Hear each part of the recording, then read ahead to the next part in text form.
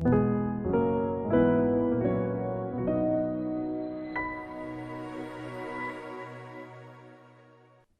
Bible déclare que nous sommes plus que vainqueurs dans le nom de Jésus.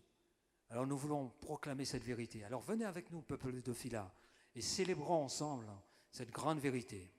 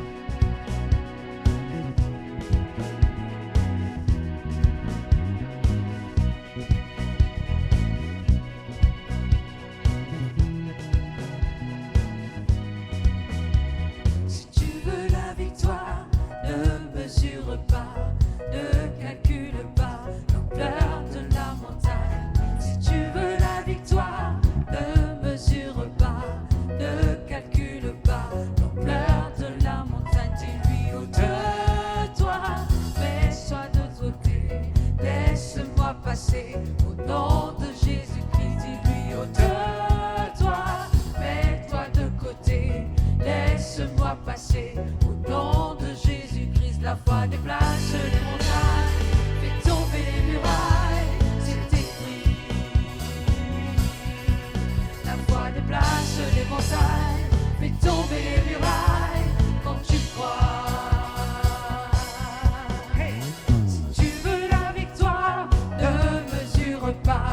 Ne calcule pas l'ampleur de la montagne. Si tu veux la victoire, ne mesure pas, ne calcule pas l'ampleur de la montagne. Dis-lui ôte-toi, mets-toi de côté, laisse-moi passer. Au nom de Jésus-Christ, dis-lui ôte-toi, mets-toi de côté, laisse-moi passer. Au nom de Jésus-Christ, la foi déplace les montagnes, fait tomber les murailles, c'est écrit. La foi déplace les montagnes, fait tomber les murailles, quand tu crois. C'est là l'enseignement que Christ nous a laissé. Sa parole nous instruit sur l'issue du combat. Alors lève-toi, soldat, identifie l'ennemi et combat. Alors lève-toi, affirme ton identité et combat. C'est là l'enseignement que Christ nous a laissé. Sa parole nous instruit sur l'issue du combat. Alors lève-toi, soldat, identifie l'ennemi et combat.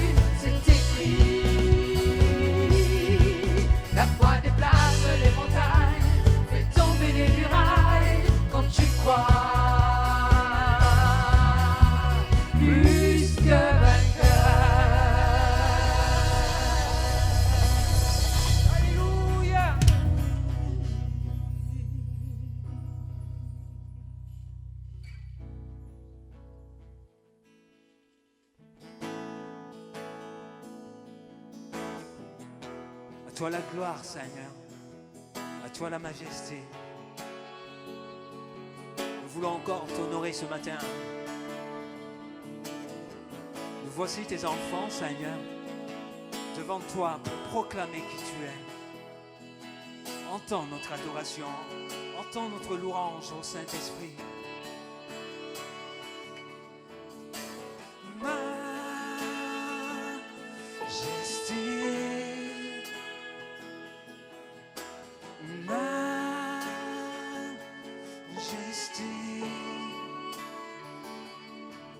Ta grâce m'a trouvé tel que je suis, sans valeur, mais pour toi, perle de prix.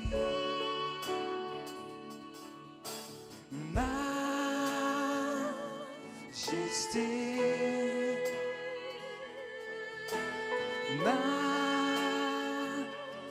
majesté. Ta grâce m'a trouvé tel que je suis, sans valeur, mais pour toi, perle de prix. Chantons majesté,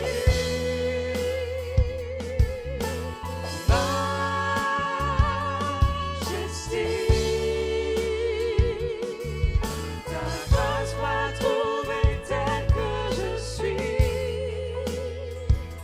sans valeur, mais pour toi, perle de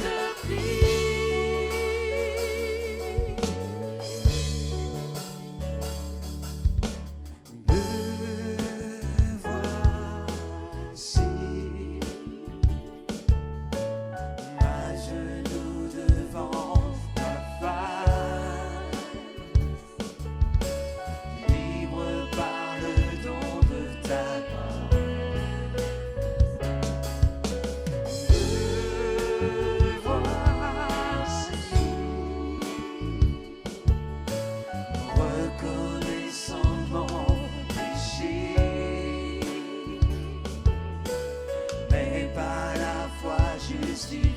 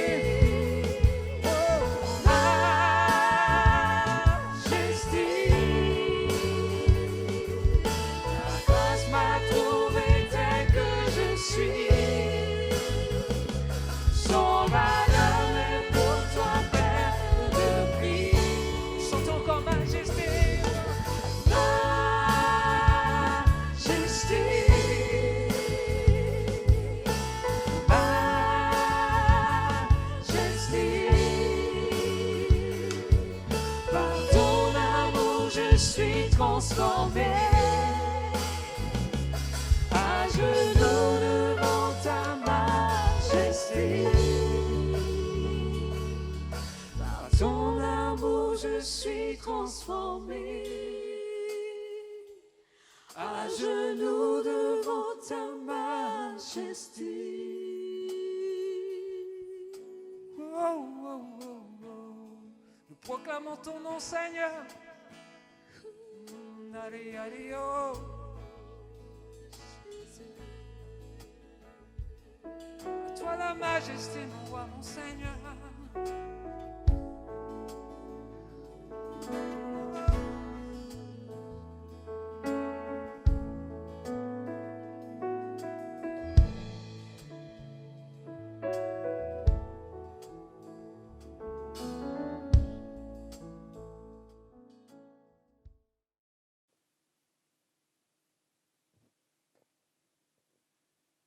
Salut Toufila. Rendez-vous autour de la parole de Dieu. Ah, elle est précieuse, elle est bonne. Elle fait du bien à notre âme, à notre être tout entier. Je voudrais lire tout de suite et puis ensuite nous commenterons ce passage bien connu que nous trouvons dans l'Ecclésiaste. Alors on se donne rendez-vous tous ensemble dans l'Ecclésiaste. Chapitre 3, verset 1er.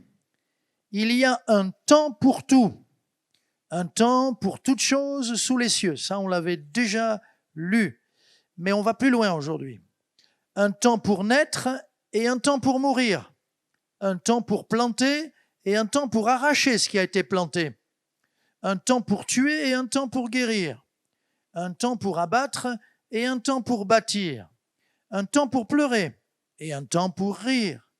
Un temps pour se lamenter et un temps pour danser, un temps pour lancer des pierres et un temps pour ramasser des pierres, un temps pour embrasser et un temps pour s'éloigner des embrassements, un temps pour chercher et un temps pour perdre, un temps pour garder et un temps pour jeter, un temps pour déchirer et un temps pour coudre, un temps pour se taire et un temps pour parler, un temps pour aimer et un temps pour haïr, un temps pour la guerre et un temps pour la paix. Amen. Ah oui. Que le Seigneur nous bénisse avec sa parole. Alléluia. Voilà. Alors, la vie est faite de temps qui passe. Et le thème, mon sujet sera le temps qui passe. Quand nous étions enfants, nous n'avions pas la notion du temps. C'était difficile, n'est-ce pas ? Quand on disait « tu vas aller voir papy quand ça, dans 15 jours », on avait du mal à comprendre. Il fallait dormir beaucoup de fois pour qu'on puisse aller voir papy ou mamie. Et le temps des vacances, je me souviens, en tout cas en ce qui me concerne, le temps des vacances, c'était un temps que l'on voulait presque éternel. On voulait que ça dure toujours les vacances. En tout cas, qu'elles soient plus longues. Et l'école beaucoup plus courte. Mais dites-moi, est-ce qu'on a changé quand, adulte, le lundi au travail, on a déjà envie que ce soit vendredi? C'est pas vrai? Allez, je vais sourire parce que c'est très souvent le cas. On voudrait, le lundi, quand on arrive au boulot, être déjà le vendredi. On va bientôt partir dans l'après-midi et le long week-end va commencer. Amen. Eh oui, parce qu'on a envie que certaines bonnes choses soient rallongées et que d'autres soient raccourcies. Les saisons marquent le temps. D'ailleurs, l'homme a appris à mesurer le temps. Il a appris à mesurer le temps. Autrefois, c'était les sabliers qu'on retournait, des sabliers d'1 heure, de plusieurs heures, d'une demi-heure. Puis, il y a eu l'horloge. Et puis, on a différentes façons de compter, de mesurer les temps. En tout cas, les saisons dans la nature marque le temps. Le soleil dans sa course marque le temps, la journée. Et ainsi, la révolution de la Terre, du soleil, font que les saisons marquent le temps. C'est comme ça. On a appris à mesurer le temps. Et à compter nos anniversaires aussi. On le fait. C'est bien. C'est une merveilleuse fête. Et c'est bien d'aller voir. Je parlais tout à l'heure des papis, des mamies, d'aller les voir le jour de leur anniversaire et leur faire une surprise, d'être là présent s'ils sont assez éloignés. et de leur apporter un cadeau. Ils le méritent. Le psalmiste dira « Enseigne-nous à bien compter nos jours ». Vous voyez, on se trompe quand on compte que les anniversaires. La Bible nous dit « Non, non, compte bien tes jours. Applique ton cœur à la sagesse, compte bien tes jours. » Et là, ce que l'on voit, c'est que le temps qui passe nous rapproche du rendez-vous. C'est un rendez-vous inéluctable qu'on ne peut pas éviter. Voilà ce que ça veut dire. Ça nous rapproche de la mort. Disons le mot, n'ayons pas peur. Et pour nous chrétiens, ça nous rapproche de son retour, de sa venue. Le vieux rêve de l'humanité, ça a toujours été d'arrêter le temps, de vaincre le temps. Les hommes cherchent à être éternels.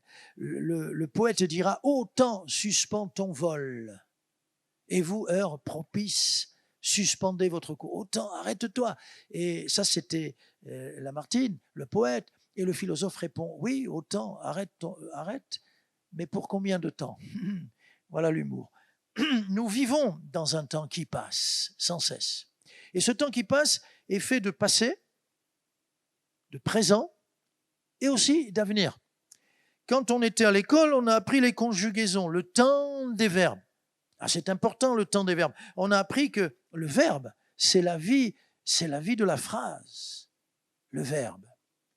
Sans verbe, il n'y a pas de phrase. Quand on analyse une phrase, en grammaire, rappelez-vous, on nous disait toujours, cherchez le verbe. Où sont les verbes? Le verbe, c'est ce qui apporte la vie.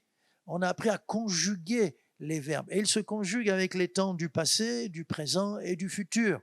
Car la vie se déroule, encore une fois, dans le temps qui passe. On a appris le verbe aimer du premier groupe. Ah, c'était le plus simple avec chanter, le verbe aimer. Et nous avons tout compliqué. Nous avons compliqué la conjugaison, n'est-ce pas? Et les conjugaisons de la vie, c'est terrible. Le passé, c'est le temps des regrets. Non! Non, pour le chrétien, hier est mort, c'est fini. Tu ne pourras plus refaire ton passé. Par contre, le Seigneur pardonne ton passé. Le chrétien veille pour que son passé ne fasse pas irruption dans sa vie et ne vienne pas le tourmenter. Le présent, nous devons bien le vivre et ne pas le fuir. Quant à notre avenir, le futur, si nous le conjuguons, nous dirons « demain n'est pas encore né, pourquoi avoir peur? Pourquoi avoir des angoisses sur ce qui est une menace tant que ce n'est pas né ?» Dans Matthieu, lisons ensemble, dans Matthieu, au chapitre 6, au verset 34, nous lisons ce que Jésus a dit. Il le dit 4 fois, d'ailleurs, ne vous inquiétez pas, dans ce même chapitre 6. Il dit au verset 34, « Ne vous inquiétez donc pas du lendemain, car le lendemain aura soin de lui-même. À chaque jour suffit sa peine. » Et encore, nous lisons Philippiens, chapitre 4, verset 6. L'apôtre Paul dit, « Ne vous inquiétez de rien. Ne vous inquiétez de rien. Mais en toute chose, faites connaître vos besoins à Dieu par des prières, des supplications, etc. » Et maintenant, dans Jacques, le Seigneur nous dit de remettre notre avenir entre les mains du Père et d'avoir en toute humilité la conscience que c'est Dieu qui est souverain. Ne nous inquiétons pas, nous pouvons nous pouvons faire du commerce et gagner notre vie, mais le Seigneur dit en toute chose, soyez sages. Soyez sages en toute chose. Et quelle est cette parole? Dans Jacques chapitre 15, c'est de dire au contraire, si Dieu le veut, nous vivrons et nous ferons ceci ou cela, si Dieu le veut. Voilà, donc nous vivons dans un temps qui passe. Deuxièmement, le temps qui passe, c'est aussi le temps béni de l'attente. Attendre. Le temps qui passe. Le temps est un allié de la prière et de la foi. Oui, je dis bien, la foi est en dehors du temps d'ailleurs. La foi sait que le temps travaille pour elle. Le temps qui passe ne vient pas affaiblir ma prière. Au contraire, plus j'attends la promesse, plus j'attends dans la prière et plus je me fortifie et plus j'étends mes racines vers les promesses de Dieu. Alors, ce temps qui passe vient fortifier ma foi et il faut apprendre à savoir attendre. Il faut apprendre. Habakkuk reçoit la confirmation que Dieu va agir, mais le temps passe. Et le prophète entend ceci, chapitre 2, verset 3. Chapitre 2, verset 3. C'est une prophétie dont le temps est déjà fixé. Voyez que ce que Dieu nous promet ne dépend pas du temps. Elle marche vers son terme, vers la fin, vers son accomplissement. Et elle ne mentira pas. Si elle tarde, attends-la, car elle s'accomplira certainement. Si elle tarde, attends. Et j'aimerais te dire de la part du Seigneur, il y a des promesses que Dieu t'a faites, il y a des promesses que tu as reçues dans sa parole, il y a des promesses qui t'ont été données par prophétie. Attends-les, plus que jamais. Et chaque jour, t'approches du moment où Dieu va accomplir ce qu'il a promis dans ta vie. Attends avec joie. Attends avec joie. La nature, notre nature, la vôtre, la mienne, est impatiente. Nous sommes impatients. Tout petit déjà, je parle beaucoup de l'enfance, tout petit déjà nous étions impatients quand notre estomac réclamait le biberon. Et nous enfilions les biberons tellement vite que nous étions toujours en train d'appeler au secours, maman, pour que le biberon nous soit apporté. La nature ne veut pas se limiter au temps. La nature refuse d'attendre, mais cependant, c'est ce qu'il faut faire. Jésus lui-même nous a montré l'exemple. Jésus a attendu l'âge de 30 ans pour commencer son ministère. Amen. Et puis, j'aimerais vous dire, nous sommes à Paris. Paris ne s'est pas fait en un jour. Paris. Il est beau, Paris. Ça vaut la peine de le visiter. Mais Paris, on sait bien qu'il ne s'est pas fait en un jour. Le temps qui passe, c'est le temps béni de la croissance aussi. Est-ce qu'on veut brûler les étapes? Il y a différents stades. Il y a le stade de la gestation, parce que ce stade-là compte. Pour Dieu, nous sommes déjà une vie à part entière dans le sein de notre mère. Il y a le temps de la naissance, de l'enfance. Et puis il y a, après bébé, après l'enfance, nous sommes ados, le temps de l'adolescence. Et puis nous sommes après un jeune, et puis un homme mûr. Et puis nous deviendrons vieillards. Vous deviendrez un jour, ne vous moquez pas de moi, vieillard comme moi, et vous aurez des cheveux blancs. À la gloire de Dieu, toutes les étapes du temps que nous traversons. Le temps est nécessaire à la croissance. Chaque âge, chaque période est passionnante. Je vous rappelle, on avait étudié ce texte dans la première épître de Jean, au chapitre 2. Il y a les stades, les différents stades de notre vie. L'apôtre Jean qui dit « Je vous écris, petits enfants, je vous écris pères, je vous écris jeunes gens ». Vous voyez, dans l'Église, il y a les petits enfants, les pères et les jeunes gens, différents âges, spirituellement parlant comme physiquement, dans l'Église. Il faut accepter cela. Le Seigneur nous dit même d'honorer les cheveux blancs, les parents, le vieillard. C'est la marque du temps qui passe. Oui, c'est la marque du temps qui passe. C'est le temps de faire des progrès, tout ce temps qui passe. Nous faisons des progrès. Nous grandissons dans le Seigneur. 1 Thessaloniciens, chapitre 4, Paul leur rappelle et leur dit aux Thessaloniciens, vous avez appris comment vous devez vous conduire et plaire à Dieu en marchant de progrès en progrès. Vous voyez, nous devons marcher de progrès en progrès. Le temps qui passe aussi, c'est un investissement. C'est un temps pour investir, pour soi-même. On parle, hier encore, j'ai rencontré un jeune qui me dit, je fais des formations, c'est super. Je lui dis, investis pour toi-même. C'est le temps d'apprendre un métier, une formation, pour mettre à profit ce temps et avoir des acquis. L'expérience vient du temps qui passe. Et quand on me dit « j'ai pas le temps », c'est une des 3 phrases que les parents accordent, avec lesquelles ils répondent à leurs enfants. « J'ai pas le temps, j'ai pas le temps ». C'est faux. Prends le temps. Aime l'effort. On s'entraîne. Il faut du temps pour s'entraîner, pour avoir une médaille, une récompense. Pour gagner l'or, on s'entraîne pendant 4 ans aux Jeux Olympiques. C'est le temps de travailler. Et la lecture qu'on lit dans Ecclésiaste, au chapitre 11, au verset 6, elle montre bien qu'il faut prendre le temps d'investir. Travailler pour soi, mais travailler aussi pour le royaume de Dieu.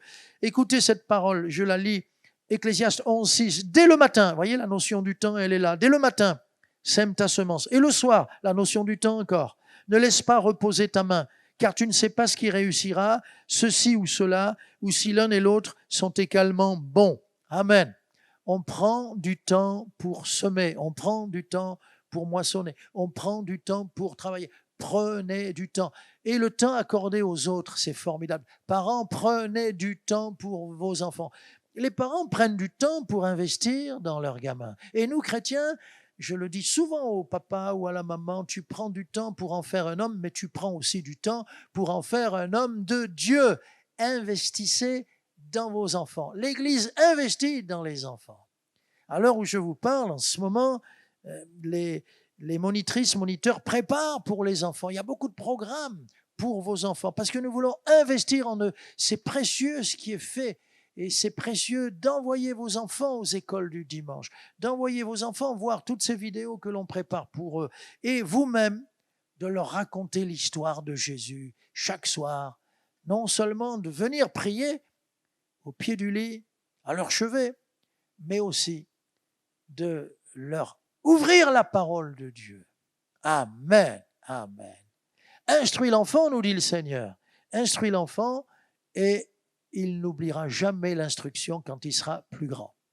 La recommandation, c'est d'investir aussi nos biens. L'homme qui prête, l'homme qui est compatissant, l'homme qui donne, qui apporte, ne manquera jamais de rien. Le psalmiste le dit, psaume 37, « J'étais jeune, j'ai vieilli, je n'ai jamais vu cet homme, le juste, qui prête, qui est généreux, être abandonné par le Seigneur, et je ne verrai jamais sa postérité mendiant son pain. » Le Seigneur nous recommande, il recommande aux riches, à ceux qui ont des biens, il leur recommande aux riches d'investir, de mettre leurs biens au service des autres. Je vous lis 1 Timothée 6, 18, quel merveilleux verset. Recommande-leur de faire du bien. Comment ça? Eh bien, d'être riche en bonnes œuvres, en générosité, d'avoir de la libéralité, c'est la générosité financière, et de la générosité. Et puis, en terminant, bien sûr, nous sommes dans un corps. Il y a aussi ce temps pour souffrir. Ah oui. Nous vivons dans le temps qui passe, et comme le dit Job, l'homme est comme une étincelle qui est faite pour voler, eh bien l'homme est fait pour souffrir, comme l'étincelle pour voler. Nous sommes appelés, nous sommes destinés, nous sommes conduits vers des souffrances. Souffrir, c'est la vie. Les épreuves du temps qui passe. Ah, il y en a beaucoup. Ecclésiaste, chapitre 3, verset 4. Beaucoup de versets. On l'a lu tout à l'heure, Ecclésiaste. Il y a un temps pour pleurer, un temps pour rire.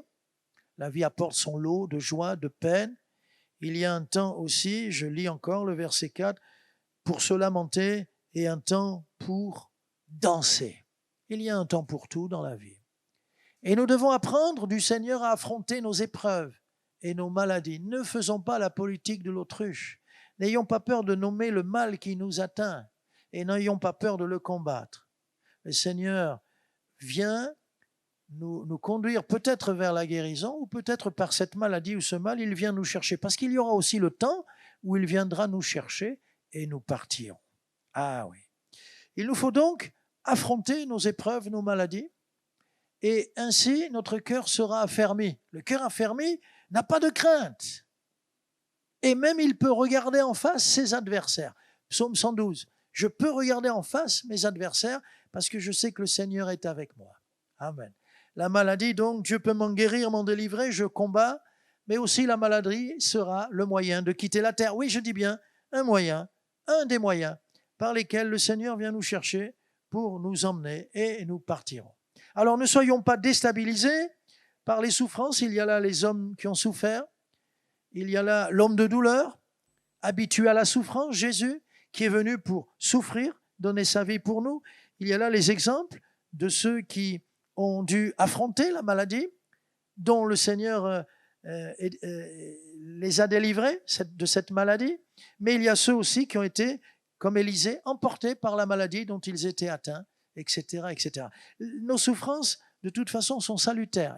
Elles sont des pédagogues. Elles nous enseignent, elles nous apprennent beaucoup de choses. La première chose, c'est que nous comprenons qu'il faut être plus humble, plus petit. On est beaucoup plus petit, on s'abaisse, on cherche davantage le Seigneur quand il y a des problèmes, des ennuis, des pépins physiques de toutes sortes. Et Ésaïe dira à ce sujet, mes souffrances même sont devenues mon salut. Elles nous sont salutaires, Ésaïe 38. Le temps qui passe, donc, je le disais, nous emmène vers la mort. Mais puisqu'il y a un temps pour naître et un temps pour mourir, mais le chrétien n'a pas peur. D'ailleurs, le chrétien est vainqueur du temps. Je vais l'imager, alors regardez-moi bien, je suis vainqueur du temps, moi, enfant de Dieu, et toi aussi. Le temps, c'est quoi? Derrière, il y a mon passé. D'accord. Devant, il y a le futur, c'est-à-dire mon avenir. Le passé, le futur. Autour de moi, il y a le présent, les circonstances, parfois terribles. Mais voyez la différence. Mais en moi,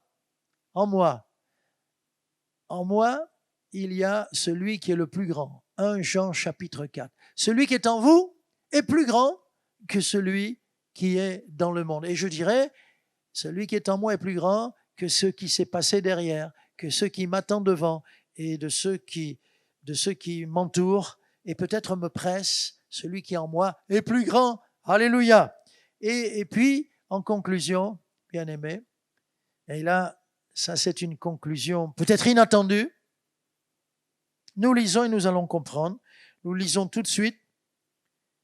Hébreux chapitre 3, verset 15. Alors je lis dans la parole. Aujourd'hui, si vous entendez sa voix, n'endurcissez pas vos cœurs. Quelle belle parole. Aujourd'hui, c'est un adverbe de temps. Demain, c'est aussi le temps, mais demain, c'est trop tard. On ne peut pas parler et dire demain. Personne ne peut dire demain. Moi-même, je ne peux pas dire demain. Demain ne m'appartient pas et ne t'appartient pas. Mais aujourd'hui, je peux encore dire aujourd'hui, jusqu'à peut-être ce soir, ou jusqu'à dans 1 heure, ou je ne sais. Mais tant que l'on peut dire aujourd'hui, c'est le temps de Dieu. Et quel est ce temps? Le temps, premièrement, de la repentance. Jean-Baptiste a prêché la repentance. Jésus a prêché la repentance. Les apôtres prêchaient la repentance. Et s'ils revenaient, j'espère que dans les églises, je l'espère, mais on les laisserait prêcher la repentance. C'est quoi la repentance? Le message de ces hommes de Dieu remarquables, c'est se reconnaître coupable devant Dieu. Je suis pécheur. J'ai tout faux. C'est le reconnaître devant Dieu. C'est s'humilier. C'est capituler, s'abaisser et dire Seigneur, pardonne-moi. Pardonne-moi. C'est reconnaître ses torts. Et également, ce message nous conduit aujourd'hui, si vous entendez sa voix, nous conduit à prendre une décision. Je t'en supplie, mon ami, prends une décision. Ah, c'est formidable. J'étais là hier et un jeune est passé. Un jeune, bon, il est un homme mûr maintenant, mais quand même jeune. Et il me dit, pasteur, je suis venu il y a 17 ans. Ah, ouais, j'étais avec ma tante et j'aimerais que vous puissiez prier pour moi. Et alors on a parlé. Et je lui dis, tu vois, c'est le temps pour toi de revenir à Dieu, mais maintenant n'attends plus. Engage-toi maintenant pour le Seigneur, donne-lui ta vie. Et nous étions les deux tout seuls là dans la salle et nous avons prié. Il a ouvert son cœur au Seigneur.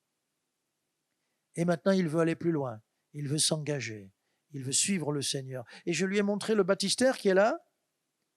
Je lui ai montré comment on enlève la trappe, comment on plonge, celui qui veut s'engager pour prendre le baptême que Jésus a pris pour nous montrer l'exemple et s'engager dans une nouvelle vie. J'ai dit, c'est une simple décision. Tu viens au Sauveur. Et il l'a fait. Il a pris cette décision. Alors après, tu parles au Seigneur comme un ami.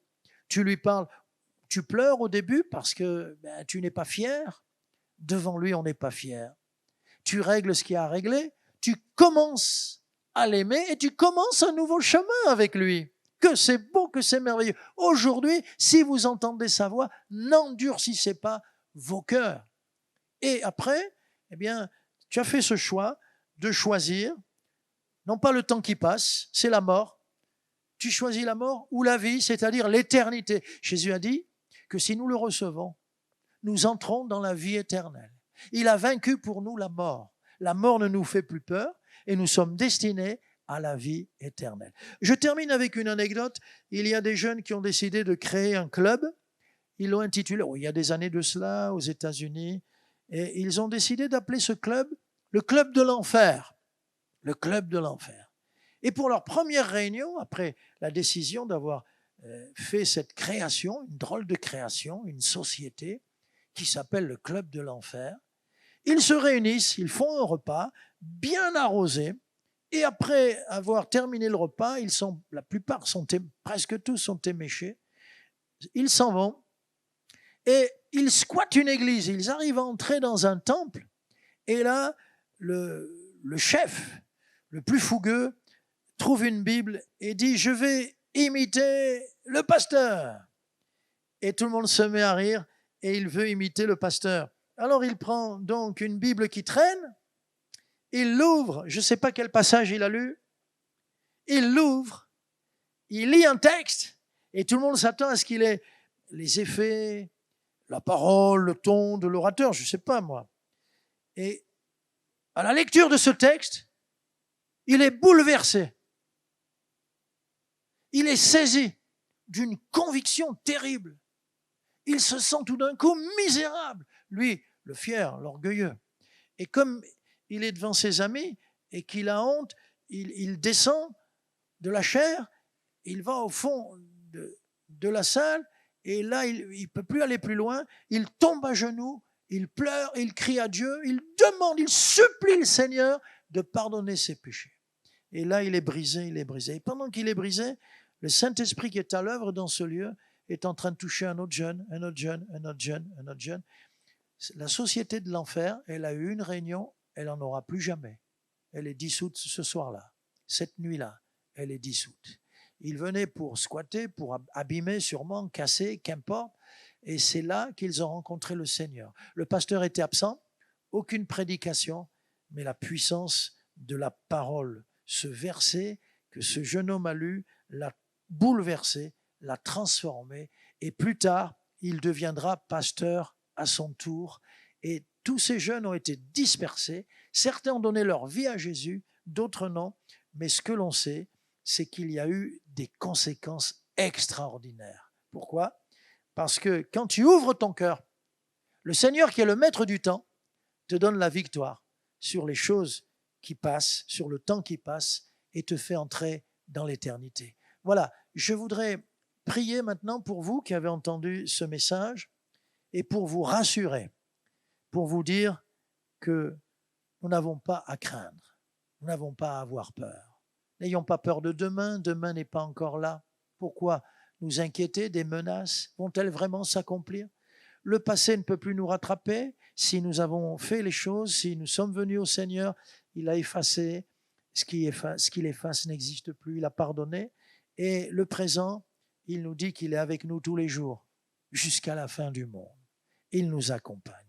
Seigneur, nous avons besoin de toi.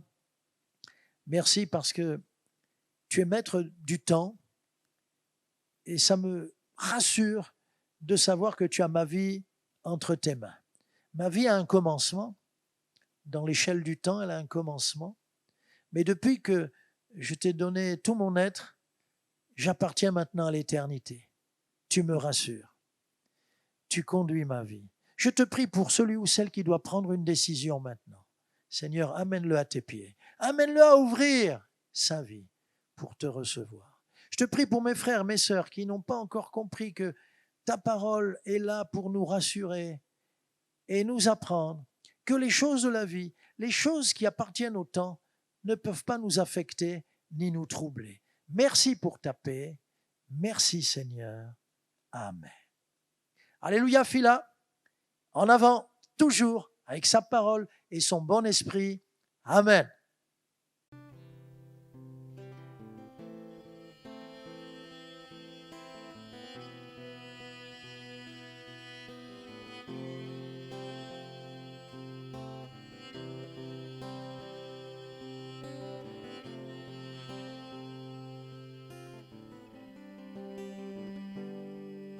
Tu me conduis et tu me montres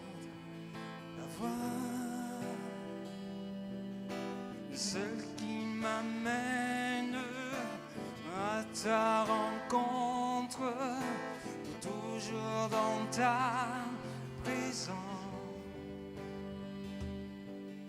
Tu me conseilles et tu m'instruis, mon roi.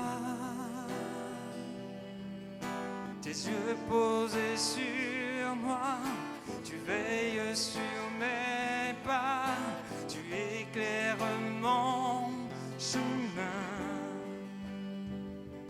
Je ne peux que t'aimer pour ce que tu es.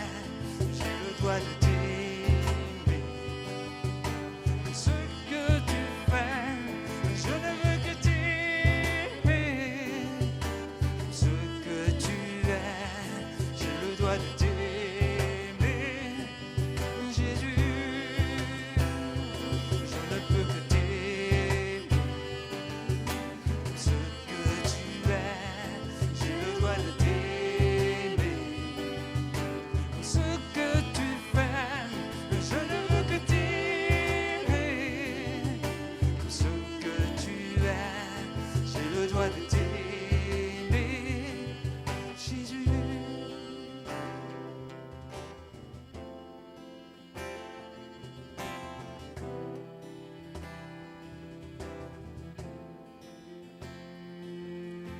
Une terre d'argile, toi le potier divin.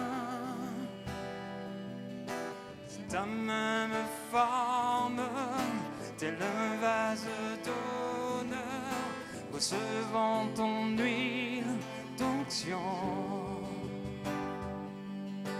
Une pierre précieuse, brillant d'éclat pour toi.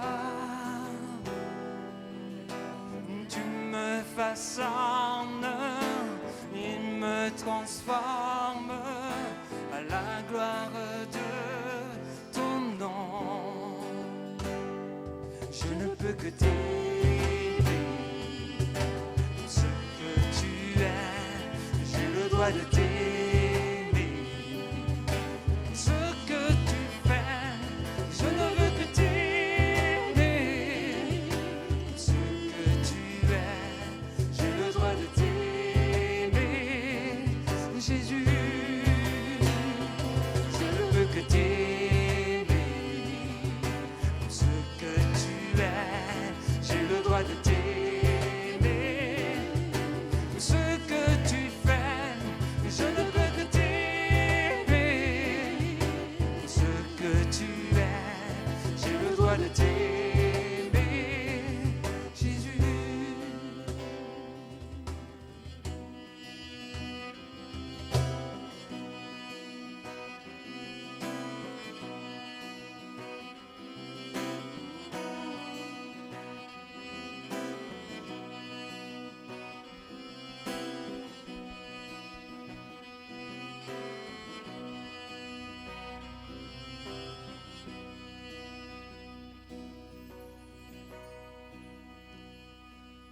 Je veux marcher dans tes voies, ô mon roi, m'abandonnant totalement à toi. Que ton Esprit Saint en moi me rende fort pour poursuivre le chemin encore, encore. Et encore, plus encore.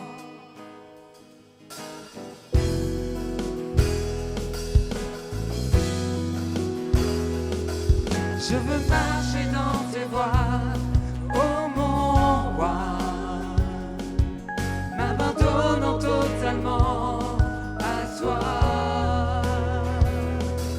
Que ton Esprit Saint en moi me rende fort pour poursuivre le chemin encore. Je veux tout donner pour toi, ô mon roi, m'abandonnant totalement à toi. présence en moi me rassure pour poursuivre le chemin encore.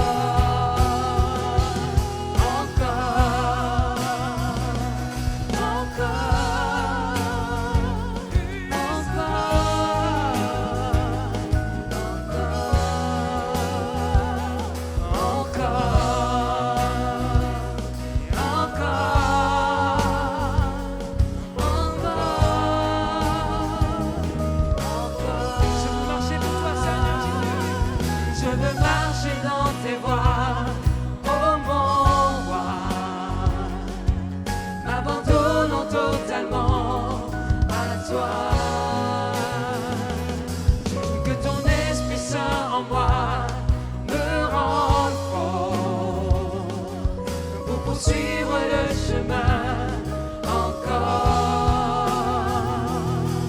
Je veux tout donner pour toi, oh mon roi. M'abandonnant totalement à toi.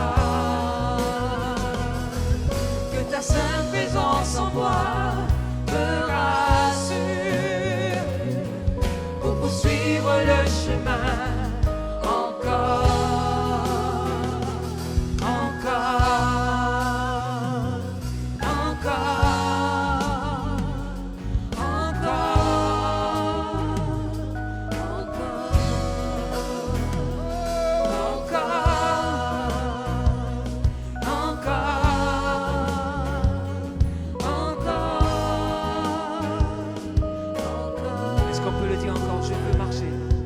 Je veux marcher dans tes voies, ô mon roi,